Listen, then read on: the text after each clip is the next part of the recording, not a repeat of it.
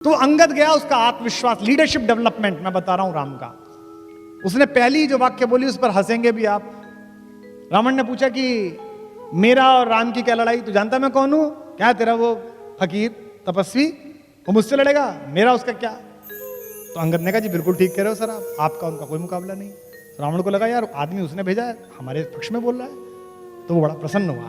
उसने कहा बिल्कुल ठीक, मेरा उसका क्या मुकाबला। तो अंगद का कम्युनिकेशन स्टाइल देखिए जो राम ने डेवलप कराया है। तो क्या कहा कि सिंधु तरयो उनको बनरा, उनका तो बंदर, बंदर भी नहीं, बंदर में थोड़ा ग्रेस आ जाएगा, मतलब हनुमान चाचा हैं उनके अंगद के, फिर भी उनको बंदर भी नहीं कह रहे, चाचा जी भी नहीं कह रहे, क्योंकि डिप्रेशन में रावण को लाना है। तो कहते क्या, सिंधु तरयो उनको बनरा, तुझ पे धनुरेख गई न तरी। उनका तो बंदर पूरा समुद्र पार कर आया और तुझ पे उनके छोटे भाई ने एक रेखा खींच दी थी, वो नहीं तरी गई, तेरा उनका क्या मुकाबला भाई, दोनों का आपस में। राम विनम्र रहते हैं, शालीन रहते हैं, मुस्कुराते हैं वो, तो इसी आत्मविश्वास में उनकी जीत है। डिप्रेशन से बाहर लाए अंगद को। और जब अंगद गया बात करने के लिए, तो आप देखिए कम्युनिकेशन स्किल सिखाया जाता है ना आजकल। आजकल सबसे बड़ी प्रॉब्लम क्या है, बीटेक कर लो, एमटेक कर लो, लड़का जो है, लड़की जो है, वो कम्युनिकेट नहीं कर पा रहा, अपनी बात नहीं कह पा रहा, माँ से नहीं कह पा रहा, पिता से नहीं कह पा रहा, गर्लफ्रेंड से नहीं कह पा रहा, बीवी से नहीं कह पा रहा, नौकरी में नहीं कह पा रहा। ऐसी बहुत सारी घटनाएं आप देख रहे हैं जिनमें ना कह पाने के कारण वो आत्महत्या कर रहा है, डिप्रेशन में जा रहा है। अंगद को उन्होंने कम्युनिकेटर बना के भेजा। राम कितने पॉजिटिव हैं। उनसे विभीषण कहते हैं जिस दिन अगले दिन युद्ध शुरू होना है उस दिन कहते हैं कि सर थोड़ा बैठ के स्ट्रेटेजी बना लें, कौन किधर से बढ़ेगा, इतना बड़ा आदमी है, इससे लड़ना है। तो कहते हैं कि नहीं यार, वो अंगद भेजा है मैंने, दूत ना, बाली का बेटा, और मुझे उम्मीद है कि रावण मान जाएगा, सीता को वापस दे देगा, अपन क्यों लड़ाई लड़े। ये राम है। एक बात ध्यान से रखना, अभी बहुत बड़ी घटना इस समय पूरे देश में राजनीतिक हलचल चल रही है जिससे हम जुड़े हुए हैं। राम ने अपने पूरे जीवन में किसी भी राक्षस को मारते समय उससे निगोशिएट नहीं किया। छोटों से, खर से, दूषण से, ताड़का से, सुबाहु से सीधा मारा। उन्होंने एक ही आदमी से निगोशिएट किया, रावण से, क्योंकि राम जानते थे कि आतंकवाद की लड़ाई में स्लीपर सेल के साथ समझौता नहीं किया जाता, उसको तो मारा ही जाता, उसको तो खत्म ही किया जाता। और हमारी सरकारें, हमारी व्यवस्थाएं क्या कर रही हैं, स्लीपर सेल से बात कर रही हैं। तो अगर राम राज्य वालों को समझना है तो राम से ही समझें कि राम ने अपने देश में रहने वाली किसी स्लीपर सेल के साथ बात नहीं की। लंका दूसरा देश था, उससे बातचीत जरूरी थी, उससे पहले कहना जरूरी था, इसलिए उससे पहले बातचीत की, जो कि हम पाकिस्तान के मामले में लगातार करते हैं, इतने समय से बातचीत करते हैं, और उसके बाद फिर अपना काम भी दिखाते हैं। तो अंगद गया, उसका आत्मविश्वास, लीडरशिप डेवलपमेंट मैं बता रहा हूं राम का। उसने पहली जो वाक्य बोली उस पर हंसेंगे भी आप।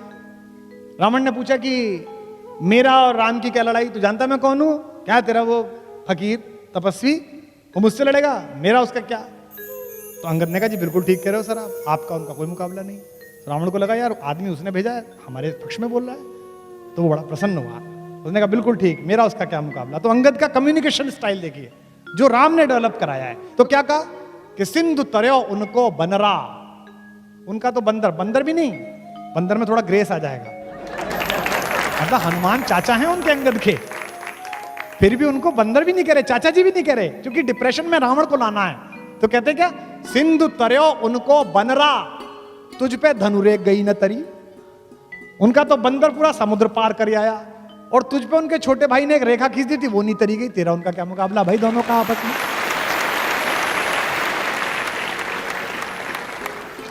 कि सिंधु तरयो उनको बनरा, तुम पे धनुरेख गई न तरी, तुम पे। अच्छा छंद है। सिंधु तरयो उनको बनरा, तुम पे धनुरेख गई न तरी, तुम पे धनुरेख गई न तरी।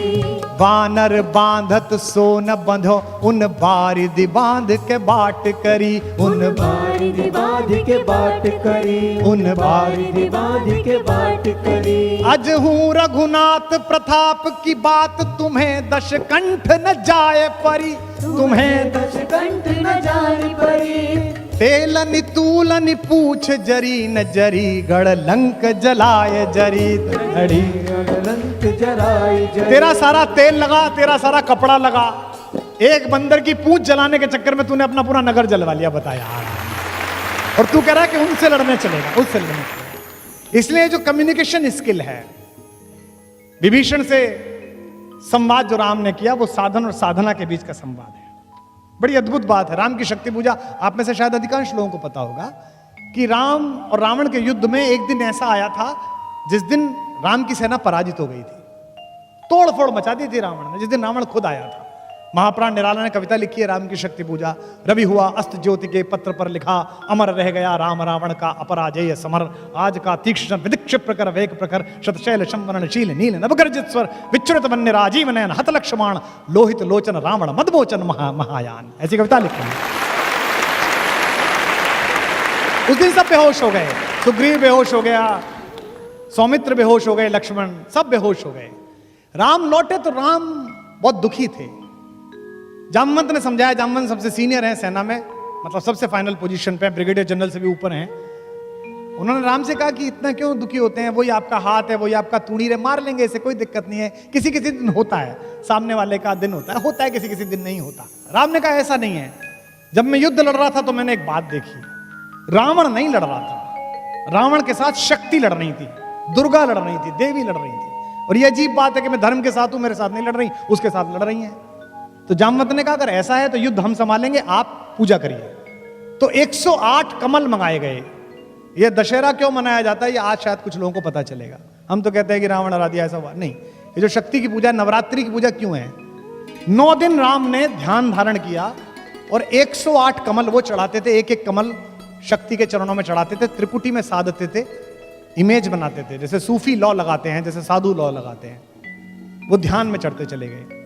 आखिरी दिन जिस दिन आया, जिस दिन उनको वर मिलना था शक्ति का, 107 कमल जब उन्होंने चढ़ा दिए तो देवी ने सोचा कि इसका एग्जाम लेती हूं कि कितना भक्त है।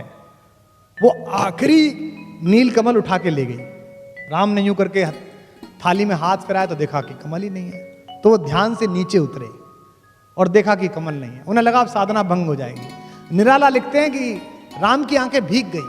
राम ने कहा, दिख जीवन जो सहता ही आया है विरोध, दिख साधन जिसके लिए सदा ही किया शोध, जानकी हाय उद्धार प्रिया का हो न सका। ये 3 लाइन है, लेकिन चौथी लाइन राम की, इसी के कारण वो राम है। दुखी है कि अब क्या करूंगा, सब हार जाऊंगा। दिख साधन जिसके लिए सदा ही किया शोध, दिख जीवन जो सहता ही आया है विरोध, जानकी हाय उद्धार प्रिया का हो न सका, पर एक और मन रहा राम का जो न थका। उन्होंने कहा ऐसे थोड़ी चलेगा, ऐसे पूजा थोड़ी उठा दूंगा। तो राम ने क्या किया?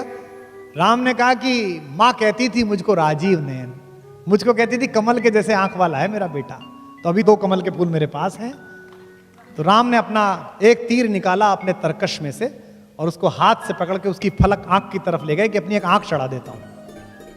युद्ध में विजय होनी चाहिए, सत्य जीतना चाहिए। और जब बिल्कुल आंख के पास पहुंच गया तीर और देवी को लगा कि अब ये आंख निकाल लेगा, तब स्वयं दुर्गा प्रकट हुई और उन्होंने हाथ पकड़कर कहा, होगी जय होगी हे पुरुषोत्तम नवीन, के महाशक्ति राम के बदन में होगी।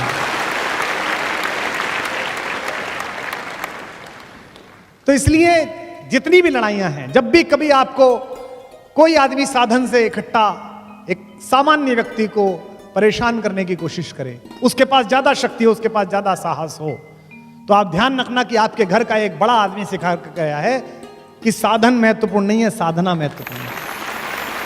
और राम के सबसे प्रिय मित्र जिनको लंका का राज्य दिया, वे विभीषण भी अधीर हो गए। उन्हें लगा यार कि लड़ाई तो ठीक है, अब जीतोगे कैसे? हमने भी 2-4 छोटी मोटी लड़ाई कभी सम्मेलनों में और राजनीति में की, आंदोलन में की, तो हमको भी समझाने आते थे, इनसे कैसे लड़ोगे, ये तो पुराने वाले हैं। तो मुझे मानस की पंक्ति याद आती थी और मैं खुद को ही सुनाता था, जो साथ थे वो तो सुनने को तैयार नहीं थे। ये विभीषण ने राम से कहा जब रावण लड़ने के लिए आया, क्या कि रावण रथी विरथ रघुवीरा, देख विभीषण भयउ अधीरा, रावण रथी विरथ रघुवीरा। रावण तो रथ पर बैठकर आया है और वो पैदल चल रहे हैं, वो पदाती हैं। अधिक प्रीत भा मन संदेहा, ज्यादा प्रीति इसलिए मन में संदेह हुआ विभीषण के। विभीषण ने कहा कि ये तो रथ पर है और आप बिना चप्पल के, आपके पास तो चप्पल भी नहीं है, कैसे मारोगे?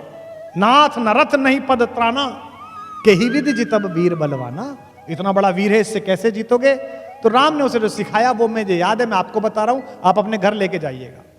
राम ने कहा कि मैं जिस लड़ाई में उतरा हूं दोस्त, उस लड़ाई में मिसाइल्स की जरूरत नहीं है। तो उन्होंने कहा कि इस लड़ाई के लिए साधना की आवश्यकता है, साधन की आवश्यकता नहीं है। उन्होंने कहा क्या क्या है? इसके पास तो बड़ा रथ है नाथ, आपके नीचे तो पदत्राण भी नहीं है। कही विधि जितब वीर बलवाना, इस बलवान से कैसे जीतेंगे? तो उन्होंने कहा कि सुनो सखा कह कृपा निधाना, ज्यों जय होई सियंदन आना। मैं तुझे बताता हूं भाई मेरे दोस्त, इस युद्ध में जीतने के लिए जो रथ चाहिए वो मेरे पास है। अब विभीषण को रथ दिख नहीं रहा, राम कह रहे रथ है। इसी में आपके जीवन के संघर्ष की गति है। उन्होंने कहा मेरे पास रथ है। कौन सा रथ है? मेरे पास जो रथ है उसमें 2 चक्के लगे हुए हैं, तुझे दिखेंगे। कौन से? सौरज धीरज ते ही रथ चाका। शौर्य और धैर्य 2 चक्के हैं। एक तरफ शौर्य है, एक तरफ धैर्य है। अगर बड़ी लड़ाई लड़नी है तो शौर्य भी रखना पड़ेगा और धैर्य भी रखना पड़ेगा। दुनिया की आधी मूर्खताएं अधैर्यता के कारण हुई हैं। तो कहते हैं धैर्य और शौर्य 2 मेरे रथ के चक्के हैं। और बल विवेक दृढ़ ध्वजा पताका, बल और विवेक से दृढ़ हुई मेरी धर्म की ध्वजा है मेरे इस रथ के ऊपर। सत्यशील दम परहित घोड़े, सत्य और शील और परहित दूसरे का हित करना, सत्य बोलना, शीलवान रहना, ये घोड़े हैं मेरे। और क्षमा दया कृपा रज जोड़े, इससे किससे जोड़ रखा है? क्षमा से, दया से और कृपा से, इन 3 से जोड़ रखा है। पूरी राम की कहानी एक सिमिली है। कहते हैं कि इस रथ पर चढ़कर मैं लड़ रहा हूं, और जब तक मैं इस रथ पर चढ़कर लड़ रहा हूं तब तक मेरा कुछ नहीं बिगाड़ सकता कोई भी। तो आपके पास अगर साधन कम हो तो आप समझ लेना कि आपके पास ये वाले साधन अगर हैं तो आप दुनिया के किसी भी आदमी से जीत सकते हैं।